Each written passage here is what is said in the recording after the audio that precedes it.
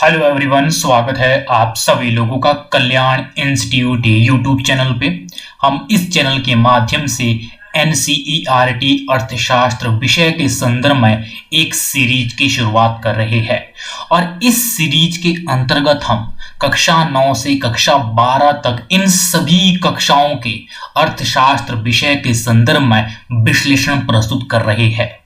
और यदि आप इन कक्षाओं में किन्हीं भी कक्षाओं के संदर्भ में अर्थशास्त्र विषय से संबंधित हमारा विश्लेषण देखना चाहते हैं तो आप हमारे चैनल के प्लेलिस्ट में जाकर के जो वहां पे एनसीईआरटी नामक जो प्लेलिस्ट बनी होगी वहां से जाकर के आप देख सकते हैं।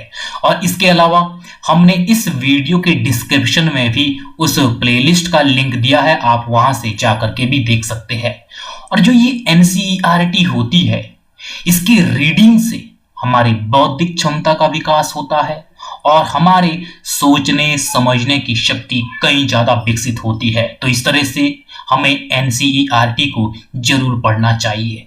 और जो हम इस सीरीज की शुरुआत कर रहे हैं और इस सीरीज का जो महत्व है उन सब के लिए तो है ही है जो अभी स्कूलिंग कर रहे हैं या इन कक्षाओं में पढ़ रहे हैं। और इसके अलावा जो स्कूलिंग कर चुके हैं वो चाहे किसी भी कंपटीशन की प्रिपरेशन क्यों ना कर रहे हो, यदि उसमें जरा सा भी अर्थशास्त्र विषय का रोल है तो उन सब के लिए भी जो हमारी ये एनसीईआरटी से संबंधित जो ये सीरीज है ये सीरीज काफी महत्वपूर्ण रहने वाली है। तो आप भी इसका लाभ जरूर उठाइएगा।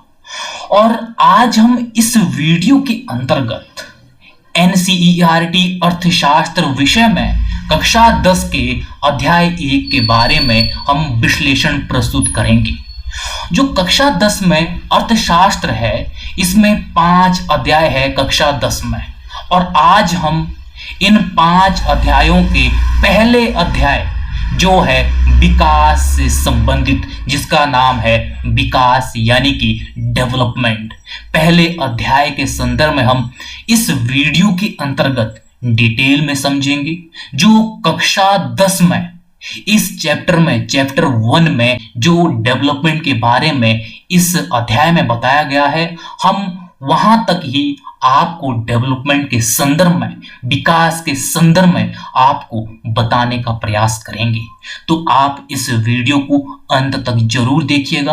और अगर चैनल को अभी तक सब्सक्राइब नहीं किया है तो चैनल को जरूर सब्सक्राइब कर दीजिएगा, क्योंकि हम जो ये विश्लेषण आपको प्रस्तुत कर रहे हैं हम तब जाकर के प्रस्तुत कर रहे हैं जब हमने खुद से ये एनसीईआरटी पुस्तक line by line, chapter wise खुद से रीड की है, तब जाकर के हम आप सबके सामने ये विश्लेषण प्रस्तुत कर रहे हैं। और जो ये एनसीईआरटी है ये कहीं ना कहीं हमारे बेस को स्ट्रॉन्ग करती है, हमारे फंडामेंटल को स्ट्रॉन्ग करती है। तो हमें एनसीईआरटी को जरूर रीड करना चाहिए और इस पे फोकस जरूर करना चाहिए। और आज के वीडियो में हम कक्षा 10 के अध्याय 1 के संदर्भ में बात करेंगे और अध्याय 1 का नाम है विकास यानी कि डेवलपमेंट। जो विकास होता है, विकास अपने आप में एक विस्तृत अवधारणा है। विस्तृत अवधारणा क्यों है? क्योंकि विकास में वो सभी आयाम शामिल किए जाते हैं जो सभी आयाम मानव के बेहतरी के लिए जरूरी होते हैं। वो सभी आयाम विकास में शामिल किए जाते हैं जिससे मानव का जीवन बेहतर हो। तो इसीलिए विकास को विस्तृत अवधारणा कहा जाता है। अगर हम विकास को व्यक्तिगत परिपेक्ष में देखते हैं तो किस तरह से अलग अलग व्यक्ति की अपनी अपनी महत्वाकांक्षाएं होती है, अपने अपने विकास के कुछ लक्ष्य निर्धारित किए हुए होते हैं, उसके आधार पर लोग अपने आप को विकास की कैटेगरी में रखते हैं। तो सबसे पहले हम विकास को व्यक्तिगत परिपेक्ष में ही देख लेते हैं, क्योंकि लोगों के अपने अपने व्यक्तिगत स्तर पर भिन्न भिन्न विकास के लक्ष्य होते हैं, अपने अपने बेंचमार्क लोगों ने डिसाइड किए होते हैं। और जब उन बेंचमार्क वो पूरा करते हैं तो कहीं ना कहीं वो अपने आप को वो विकसित समझते हैं।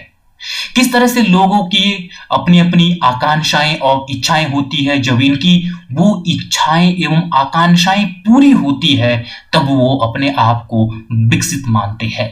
और इसी तरह से जब उनका जीवन स्तर बेहतर होता है और लोगों की अनेक आवश्यकताएं होती है, जब उनकी आवश्यकताओं की पूर्ति होती है और इसी तरह से न्यूनतम आवश्यकताएं भी होती है।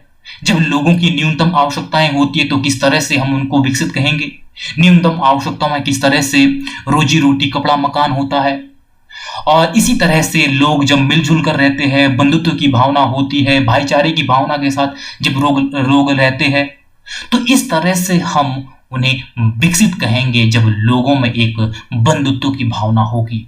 और इसी तरह से समाज में अगर समानता का व्यवहार होगा, समानता के व्यवहार से किस तरह से लोगों के साथ किसी भी तरह का भेदभाव नहीं होगा, तो इस तरह से लोगों के बीच जब इन सभी आयामों को देखा जाएगा तो कहीं ना कहीं हम ये कह सकते हैं कि विकास वास्तव में है।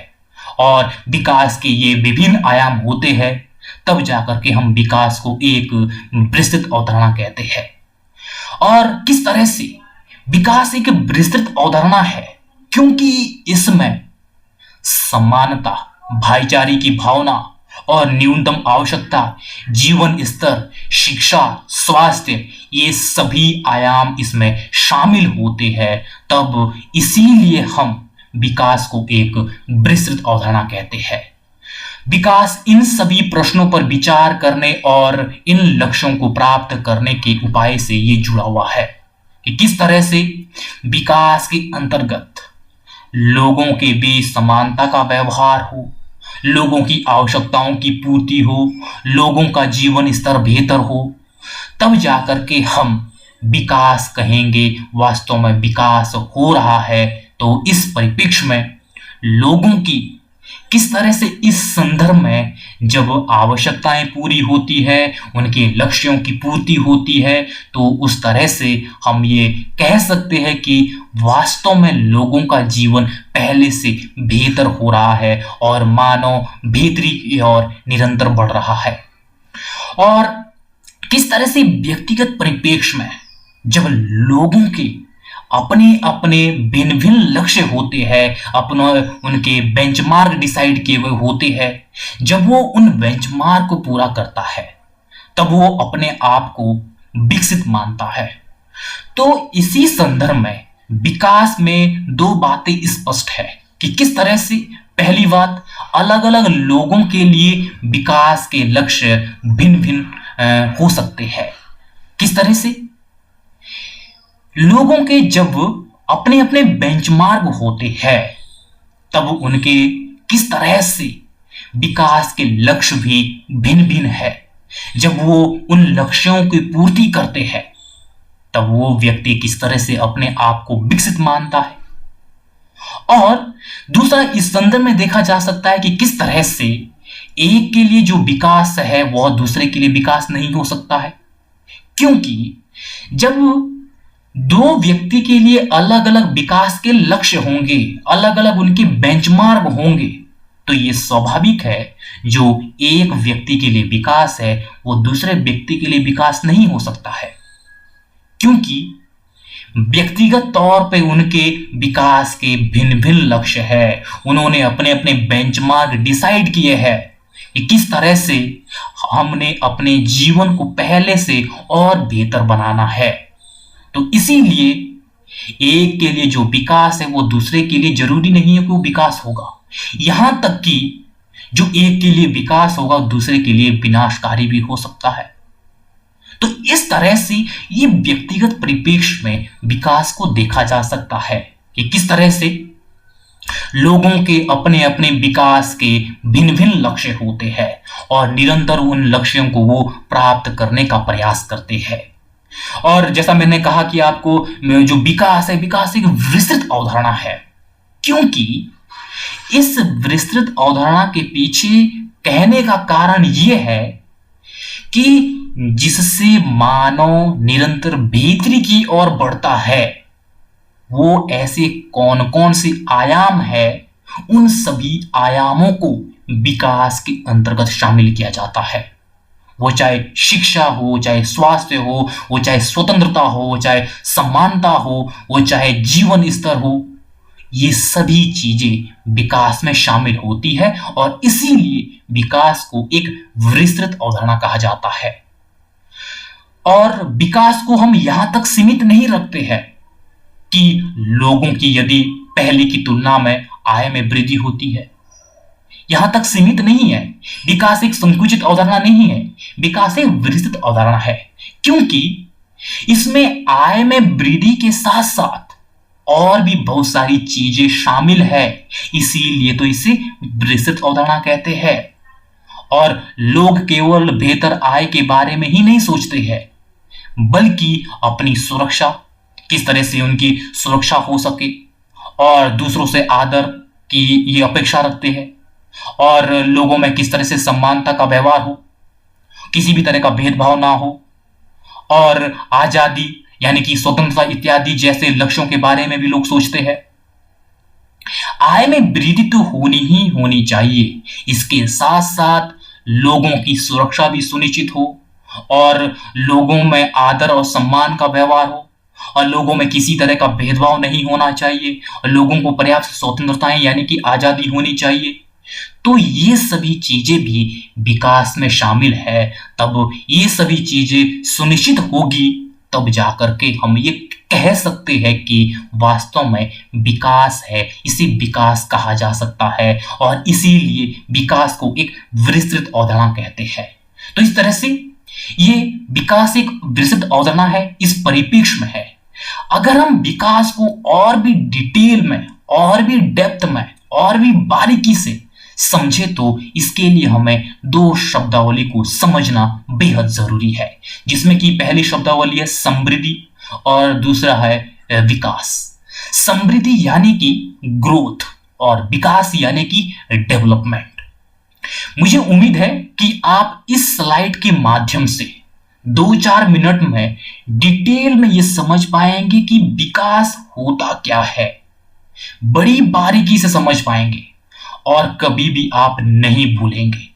और यहां तक कि समृद्धि और विकास होता क्या है, इन दोनों में क्या संबंध है और किस तरह से ये एक दूसरे से भिन्न भिन्न है, ये भी आप डिटेल में इस स्लाइड के माध्यम से 2-4 मिनट में जरूर समझेंगे। मैं ऐसी उम्मीद करता हूं, क्योंकि मैं आपको यहां पे ऐसी डेप्थ में बताने वाला हूं समृद्धि और विकास, जिसको आप कभी भी नहीं भूल पाएंगे, हमेशा के लिए आप इसे क्लियर कर पाएंगे, हमेशा के लिए आप इस चीज को सुनिश्चित कर पाएंगे।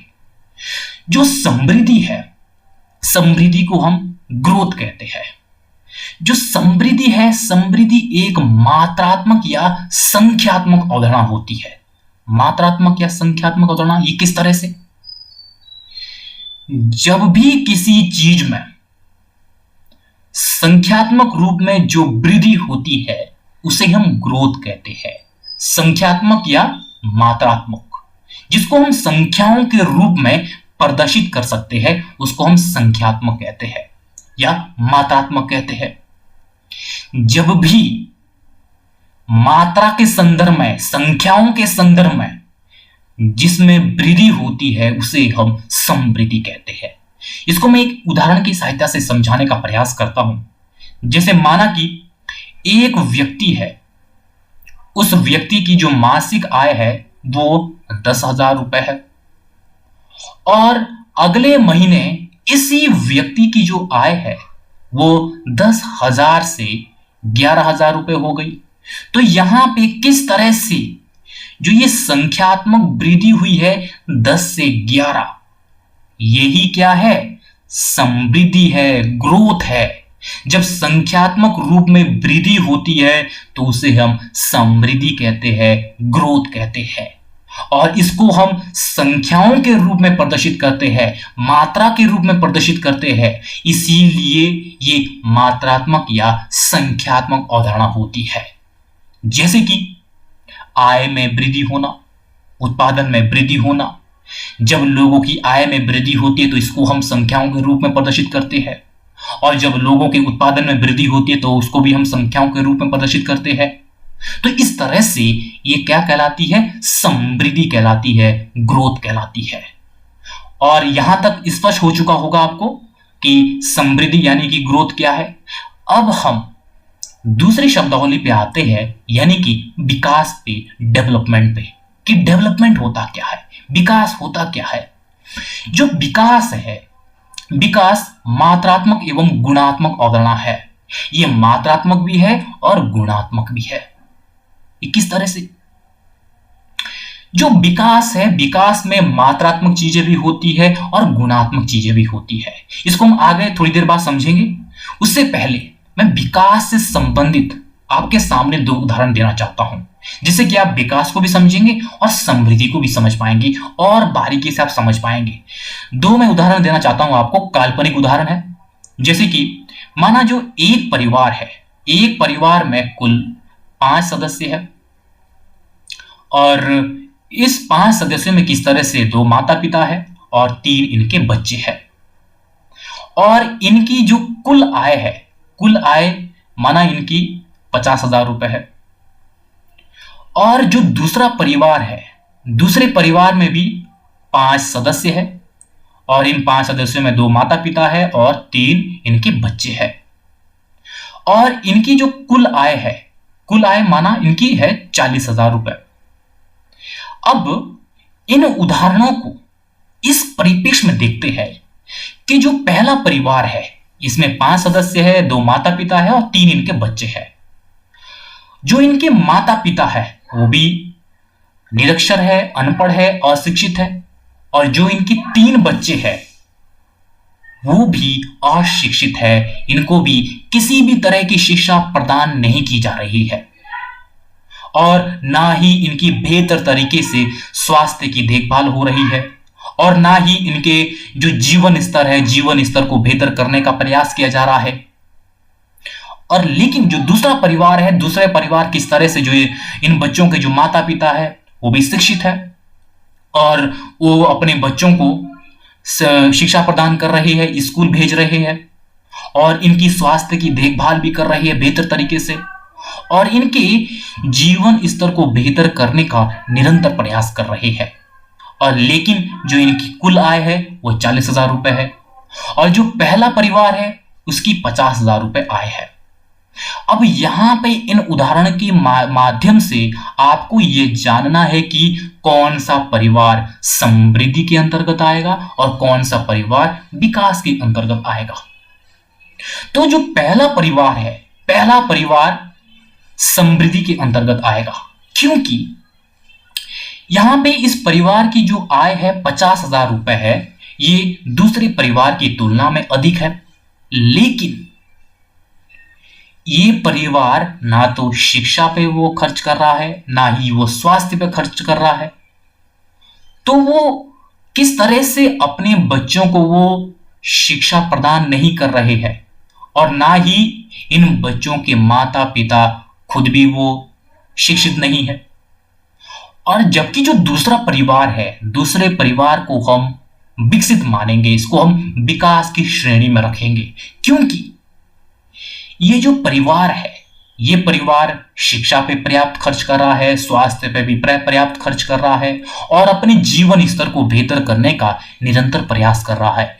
भले ही इसकी जो आय है वो पहले परिवार की तुलना में कम है, लेकिन जो पहला परिवार है, पहले परिवार की आय अधिक है। सिर्फ और सिर्फ पहले परिवार में ये देखा जा सकता है कि यहां पे मात्रात्मक संदर्भ में जरूर वृद्धि है, लेकिन जो गुणात्मक परिप्रेक्ष्य में वो किसी भी तरह की वृद्धि नहीं है।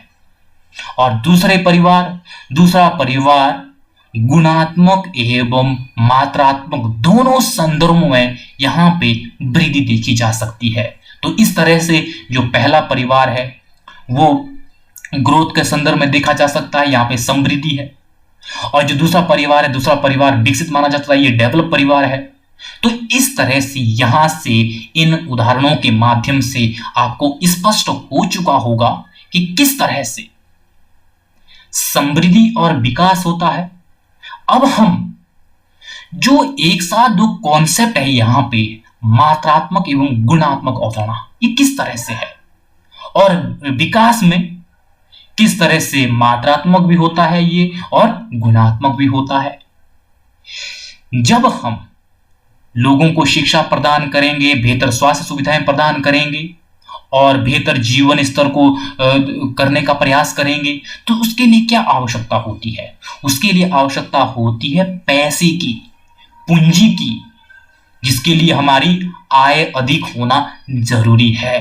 तो यहाँ पे विकास में ये मात्रात्मक स्वरूप इसलिए ऐड किया जाता है कि जब हमें गुणात्मक परिप्रेक्ष्य में अगर वृद्धि करनी है तो उसके लिए मात्रात्मक वृद्धि होना भी जरूरी है। बिना मात्रात्मक वृद्धि के हम गुणात्मक वृद्धि नहीं कर सकते हैं। जब तक हमारी आय में वृद्धि नहीं होगी तब तक हम ना तो शिक्षा पे खर्च कर सकते हैं, ना ही स्वास्थ्य पे खर्च कर सकते हैं। तो इस तरह से जो बुनियादी चीजें हैं उन पर हम तब तक खर्च नहीं कर सकते हैं जब तक हमारी आय में वृद्धि नहीं होगी। तो इसीलिए जो विकास है वो मात्रात्मक एवं गुणात्मक अवधारणा है कि तो किस तरह से विकास में समानता स्थापित होना ये भी जरूरी है और लोगों की सुरक्षा सुनिश्चित होना भी जरूरी है और उच्च साक्षरता और उच्च जीवन प्रत्याशा।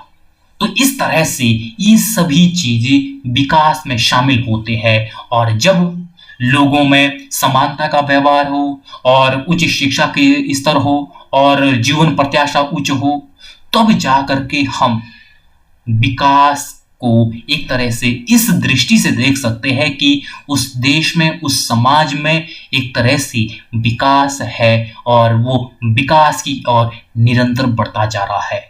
तो इस तरह से जो विकास है वो मात्रात्मक एवं गुणात्मक अवधारणा है। अब हम इस चित्र के माध्यम से थोड़ा और डिटेल में जाने का प्रयास करेंगे विकास और समृद्धि के। किस तरह से इस चित्र के माध्यम से जो अंदर जो छोटा सर्कल है यहां पे मैंने आर्थिक समृद्धि को दर्शाया है और जो बाहर जो बड़ा सर्कल है यहां पे मैंने आर्थिक विकास को दर्शाया है।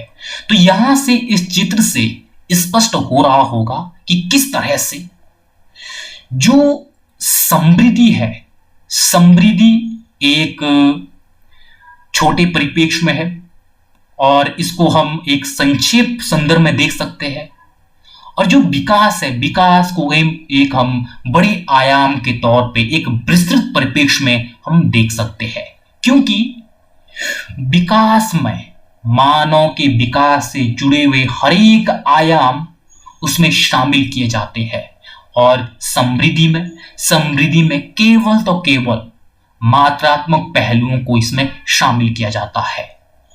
और जो विकास है, विकास के लिए समृद्धि होना जरूरी है, बिना ग्रोथ के विकास नहीं हो सकता है।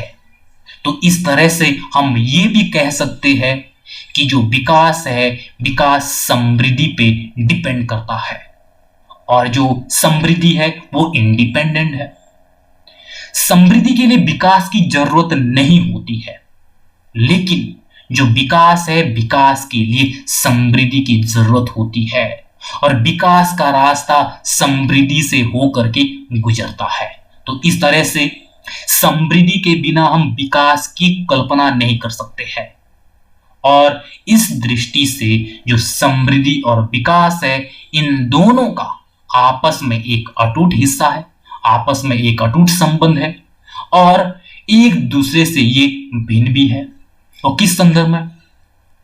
जो समृद्धि है, समृद्धि अपने आप में इंडिपेंडेंट है, जबकि विकास वो समृद्धि पे डिपेंड है और विकास की कल्पना बिना समृद्धि के नहीं की जा सकती है और विकास का रास्ता समृद्धि से होकर के ही गुजरता है। तो इस तरह से मुझे उम्मीद है कि आप समझ गए होंगे कि समृद्धि और विकास क्या होता है, किस तरह से इन दोनों में आपस में संबंध है और किस तरह से समृद्धि एक संकुचित अवधारणा है और जो विकास है एक विस्तृत अवधारणा है। अब हम इसके बाद ये समझेंगे कि किस तरह से विभिन्न देशों या राज्यों की तुलना विकास के आधार पर किस प्रकार से की जा सकती है। किस संदर्भ में हम कर सकते हैं दो देशों की विकास की दृष्टि से तुलना? कुछ देश विकसित होते हैं और कुछ देश अविकसित होते हैं।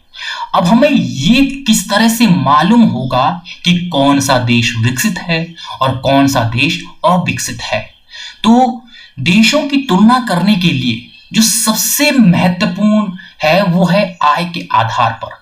आय के आधार पर जो तुलना की जाती है वो एक तो सबसे आसान तरीके से की जाती है, और क्योंकि आय से संबंधित जो डेटा होता है वो बड़ी ही आसानी से अवेलेबल होता है, और इसके आधार पर बड़ी सरलता से दो देशों के बीच विकास के संदर्भ में जो तुलना है वो की जा सकती है। और जिन देशों की आय अधिक होगी तो ये स्वाभाविक है वो देश विकसित होगा, और जिन देशों की आय कम होगी वो देश अविकसित होगा। तो यहां पे आय के आधार पर भी हम दो देशों के बीच विकास से संबंधित जो तुलना है उसे कर सकते हैं। अब ये जब हम दो देशों के बीच आय के आधार पर तुलना करेंगे तो जब किसी देश में आय अधिक होगी तो उसका क्या मतलब है? अधिक आय का क्या मतलब होगा? अधिक आय का मतलब ये होगा कि उस देश में रहने वाले जो लोग हैं उनकी जो मानवीय आवश्यकता है उन मानवीय आवश्यकता की पूर्ति हो सकेगी। या हम ये भी कह सकते हैं कि जो मानव की आवश्यकता से संबंधित जो वस्तुएं हैं वो वहां पे अधिक होगी। ये मतलब होगा अधिक आय का। लेकिन ये जरूरी नहीं है कि आय के आधार पर जो हम दो देशों की जो तुलना कर रहे हैं वो एकदम सटीक हो, एकदम स्पष्ट हो, एकदम विश्वसनीय हो। ऐसा जरूरी नहीं है। ये इसलिए नहीं हो सकता है क्योंकि जिन दो देशों की हम तुलना कर रहे हैं क्या उन दोनों देशों की जो आबादी है वो एक समान है? अगर एक समान नहीं है तो ये कभी नहीं हो सकता है कि आय के आधार पर हम जो तुलना कर रहे हैं वो एकदम स्पष्ट होगा, क्योंकि जब दोनों देशों की जनसंख्या अलग अलग है तो ये यहाँ पे कुल आय जो देश की होगी उसके आधार पर जब हम विकास की तुलना करेंगे तो ये सटीक नहीं हो सकता है।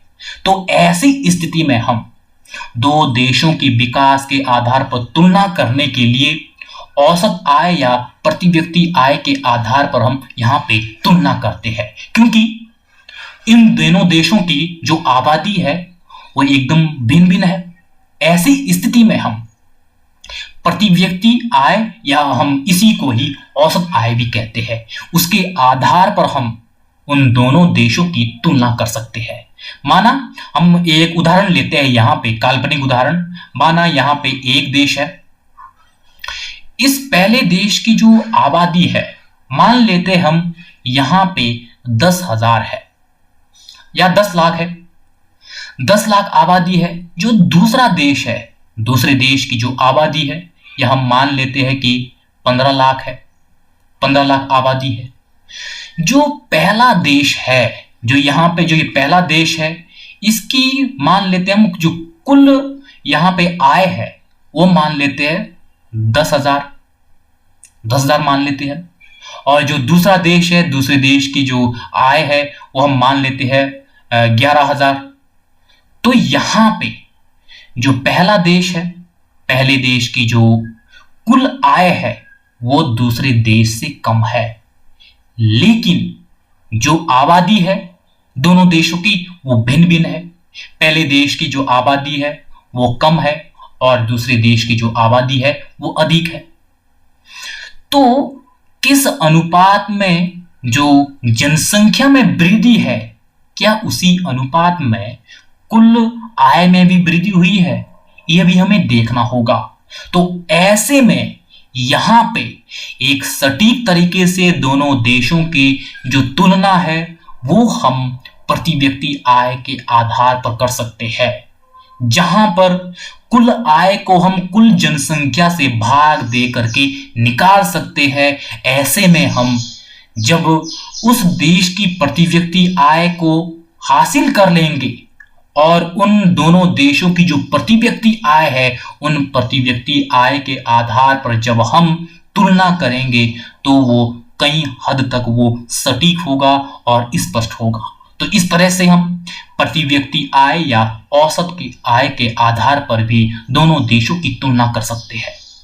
और इसके अलावा किस तरह से यहां पे ये भी देखा जाता है, वो चाहे किसी देश के संदर्भ में भी क्यों ना देख ले हम, कि किस तरह से जो अधिकांश आय है, अधिकांश आय कहे या अधिकांश जो संसाधन होते हैं, वो देश के कुछ ही लोगों के पास वो हासिल होते हैं, कुछ ही लोगों के हाथों में होते हैं। तो ये स्वाभाविक है कि उन लोगों की जो आय है वो अधिक होगी और उन लोगों का जो योगदान है कुल आय में वो अधिक होगा।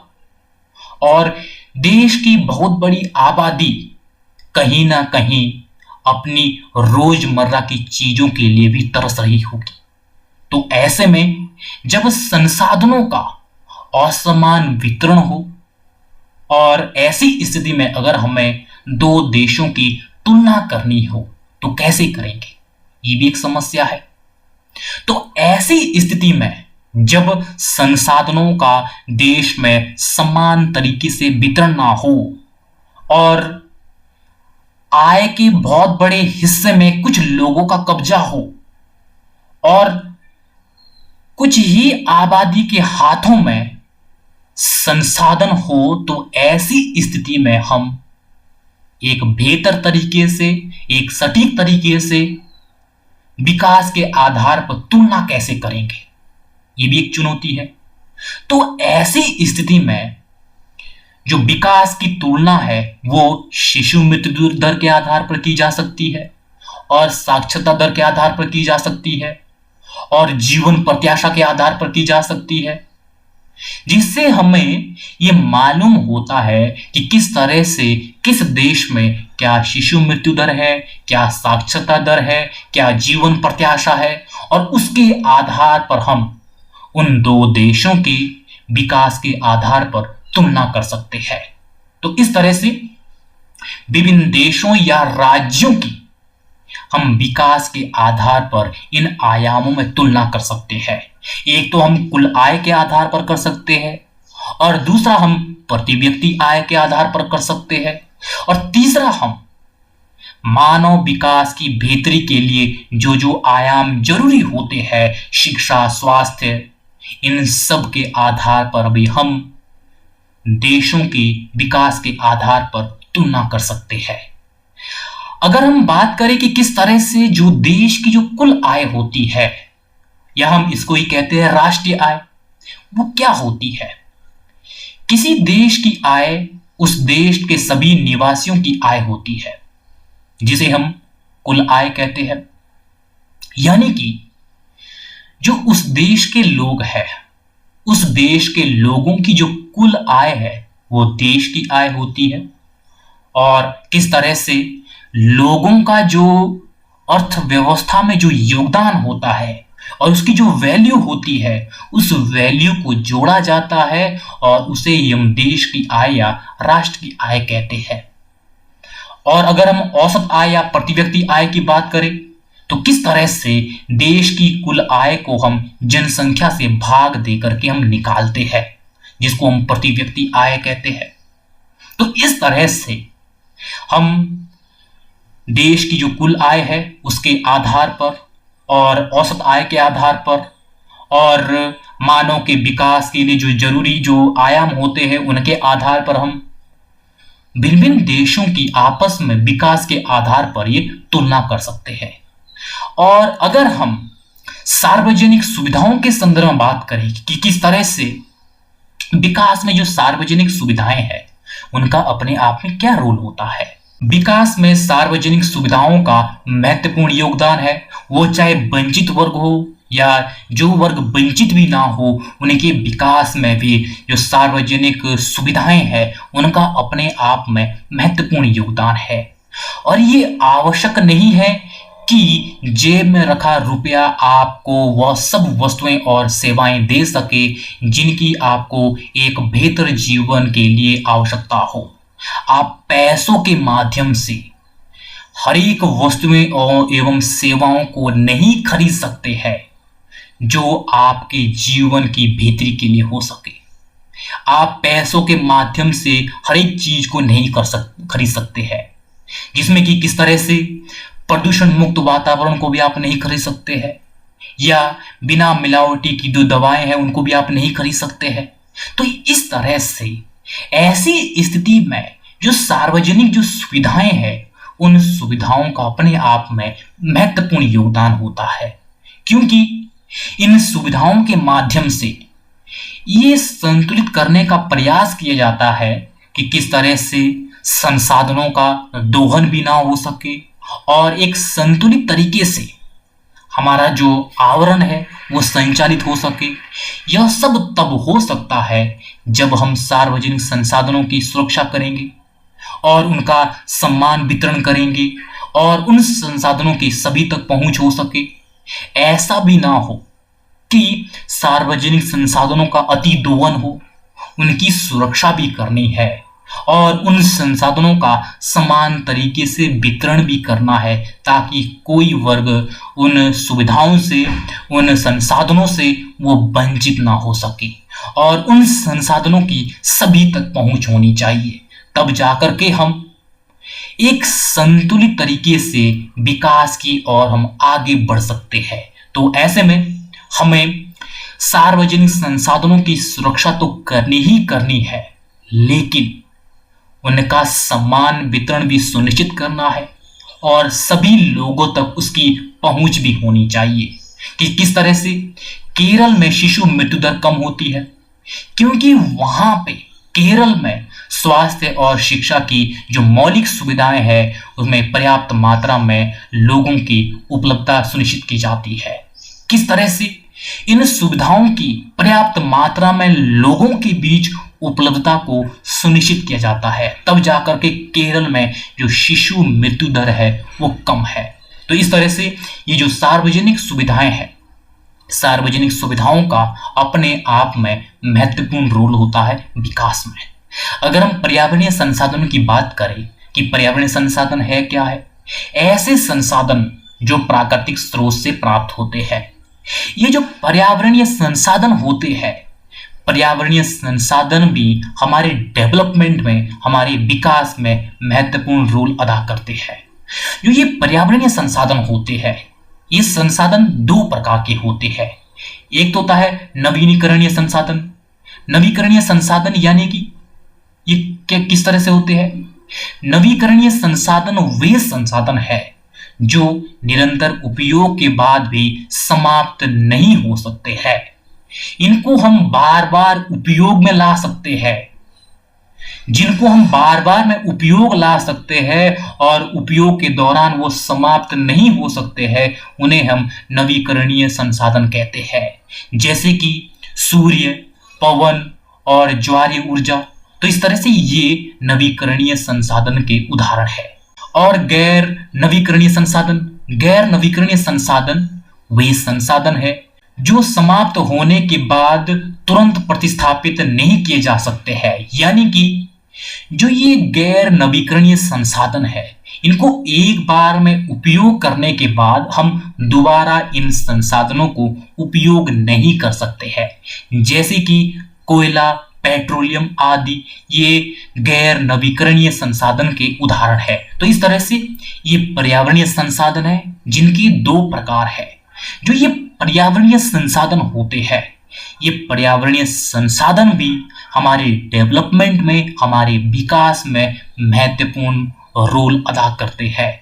इन पर्यावरणीय संसाधनों के बिना हम डेवलपमेंट यानी कि विकास की कल्पना नहीं कर सकते हैं, क्योंकि ये ऐसे अमूल्य संसाधन है जिनकी सहायता से वो चाहे रोजमर्रा की दिनचर्या से लेकर के हो या व्यवसायिक गतिविधियां या अन्य चीजों में वो इन संसाधनों का महत्वपूर्ण रोल होता है। तो इस तरह से पर्यावरणीय संसाधनों का हमारे विकास में महत्वपूर्ण रोल होता है। तो इस तरह से आज की इस वीडियो के अंतर्गत हमने एनसीईआरटी अर्थशास्त्र विषय के संदर्भ में कक्षा 10 के अध्याय 1 विकास के संदर्भ में हमने डिटेल में समझा है। तो मुझे उम्मीद है कि आपके लिए जो आज की ये वीडियो है, ये वीडियो काफी उपयोगी रही होगी।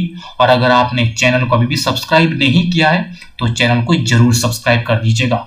और अगर आपने अंत तक इस वीडियो को देखा है तो आप सभी लोगों का बहुत बहुत शुक्रिया। और इस वीडियो की डिस्क्रिप्शन हमने टेलीग्राम ग्रुप का लिंक दिया है, आप उस टेलीग्राम ग्रुप से भी जरूर जुड़ सकते हैं। और आप मुझे दीजिएगा इजाजत और आप सभी लोगों का बहुत बहुत शुक्रिया।